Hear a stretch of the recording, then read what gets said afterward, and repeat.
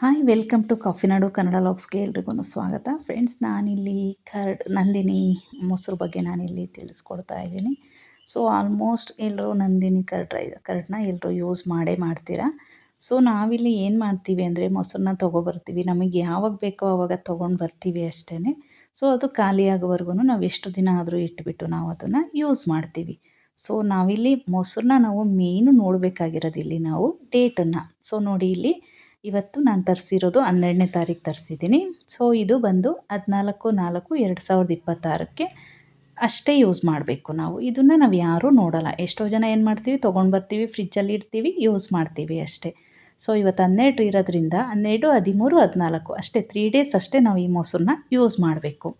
So ಇದನ್ನು ನಾವು ಯಾರೂ ಫಾಲೋ ಮಾಡಲ್ಲ. ತರ್ತೀವಿ, ನಮಗೆ ಎಷ್ಟು ಬೇಕೋ ಅಷ್ಟು ಯೂಸ್ ಮಾಡ್ತೀವಿ, ಫ್ರಿಜ್ಜಲ್ಲಿ ಇಡ್ತೀವಿ, ಮತ್ತು ಅದು ಖಾಲಿ ಆಗೋವರೆಗೂ ನಾವು ಮೊಸರನ್ನ ಯೂಸ್ ಮಾಡ್ತಾ ಹೋಗ್ತೀವಿ. ಫ್ರೆಂಡ್ಸ್, ಯಾರೂ ಈ ಥರ ಮಾಡಬೇಡಿ. ನೀವು ಯಾವತ್ತು ಮೊಸರು ತರ್ತೀರೋ ಆವತ್ತಿನ ದಿನ ಆ ಡೇಟನ್ನು ನೋಡಿ, ಅಲ್ಲಿ ಕೊಟ್ಟಿರ್ತಾರೆ. ಯಾಕೆಂದರೆ ಮೊಸರು ಯಾವಾಗ್ಲೂ ಅವತ್ತಿಂದ ಅವತ್ತೇ ಬರುತ್ತೆ.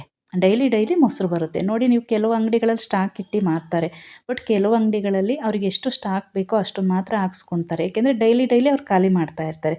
ಸೊ ಮನೆಗಳಲ್ಲಿ ನಾವು ಯೂಸ್ ಮಾಡೋರು ಏನು ಮಾಡ್ತೀವಿ, ಮನೆಯಲ್ಲಿ ಇಟ್ಕೊಂಡು ನಾವು ಎಷ್ಟು ದಿನ ಆದರೂ ಯೂಸ್ ಮಾಡ್ತೀವಿ. ಸೊ ಈ ತಪ್ಪನ್ನು ಯಾರೂ ಮಾಡಬೇಡಿ.